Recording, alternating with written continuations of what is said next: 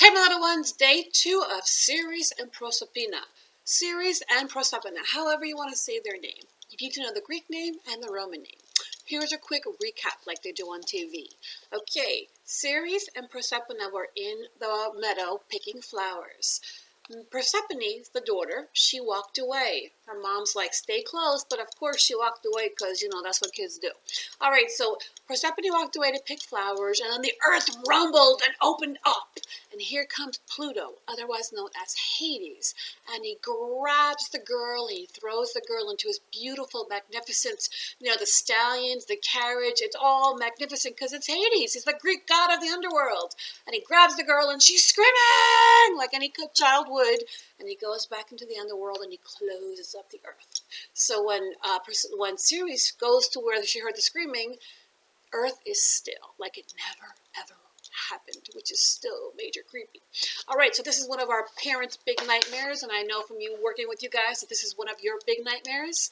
It's just a forever nightmare for kids and parents. So Ceres, told Persephone, don't wander away like we always do, and of course Persephone wandered away. My kids are massive. I got like a 6'1" and 6'3", and I still worry about them being kidnapped. It's like every parent's nightmare. So gotta pay attention. Be safe always. All right, so that's round 1.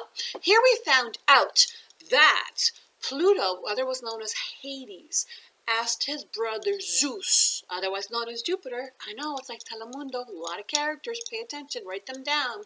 So Pluto asked his brother Jupiter, hey, I like your daughter Proserpine, can I have her? Can I marry her? And Jupiter, Zeus, because he's got so many kids, he's like, yeah, whatever, you can take her. Which is kind of freaky, but this is mythology. This is how it rolls. So you just need to know the characters and the plot, which is the plan of the story. So Ceres, the mom, was furious. She was shaking her fist. How dare you, Jupiter, allow your child to be kidnapped? But, Jupiter was like, whatever. So, he allowed it to happen. But then Ceres was furious. And she was so sad, she left and she was wandering around dressed like an old woman, because that's what they do. And she ran into a couple at a palace. She ran into some princesses. And she fell in love with one of the children that she was asked to be the nanny of. And she fell so in love with this child, another child, because she was missing her own, that she wanted to turn this child into a god. So she poured liquid over him, and she was putting him in the fire to turn him into an immortal god. And of course, the mom was watching, because we're always watching. And the mom screamed. And then Ceres turned around as an old woman, and poof, then she became a god. And then the king and the queen were terrified that they were looking at Ceres, the god, and they didn't know what she was doing. That's where I left off yesterday. That was a quick recap. All right, here we go. And then, because the people were scared, Ceres said to them, I will only forgive you, said Ceres, if you build a great temple in my honor. Then I will teach your people the secret rites to help the corn grow. Vocab word, get them down. Okay, at dawn, the king ordered a great temple be built for the goddess.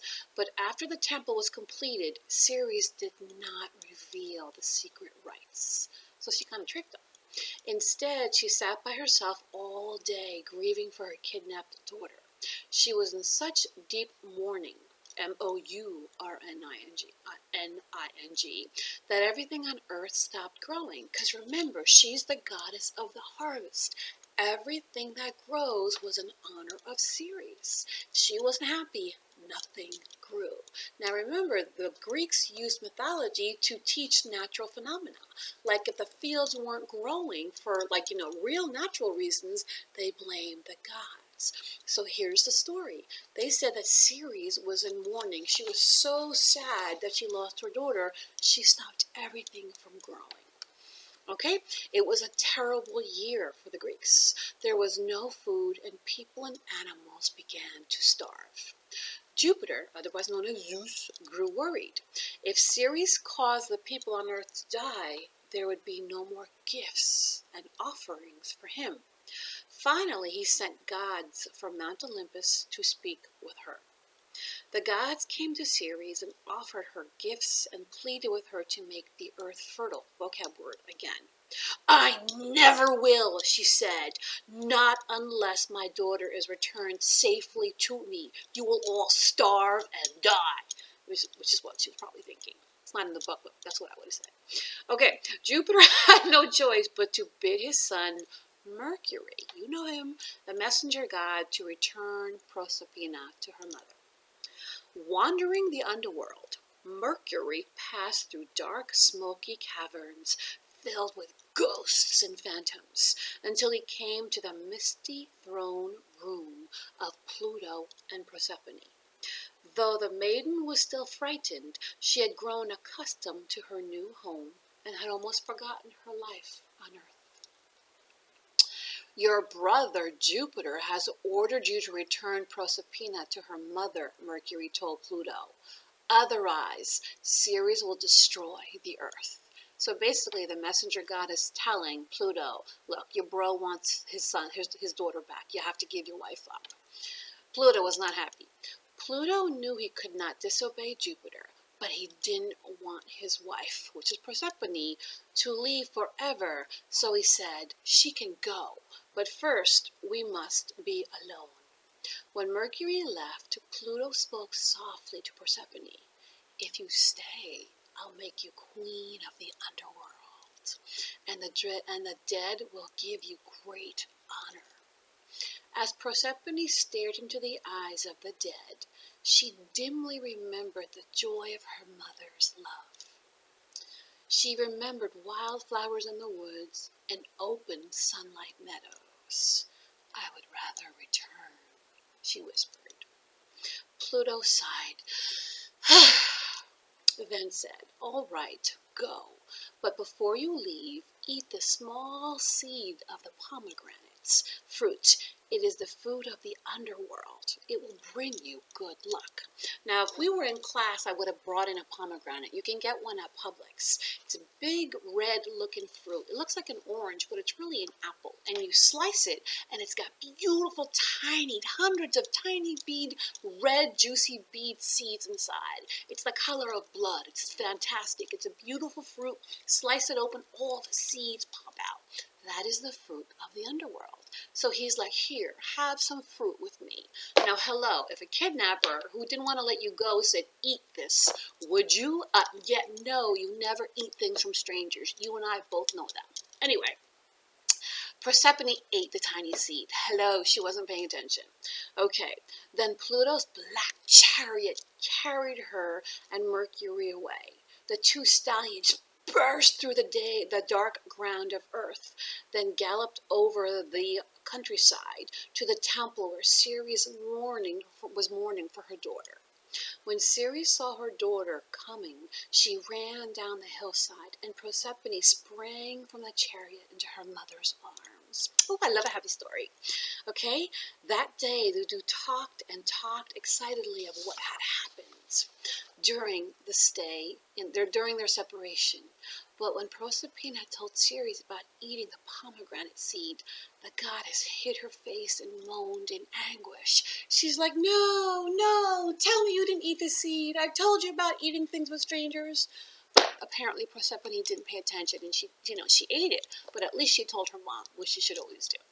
What have I done? Cried Proserpine.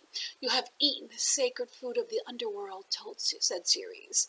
Now you must return for half of every year to live with Pluto, your husband. So when he told her to eat the fruit, basically she was signing a contract by eating the fruit, saying, I will come back to you for half the year.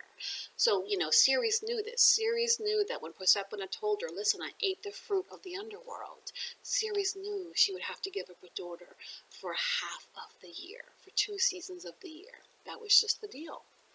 And this is how the seasons began.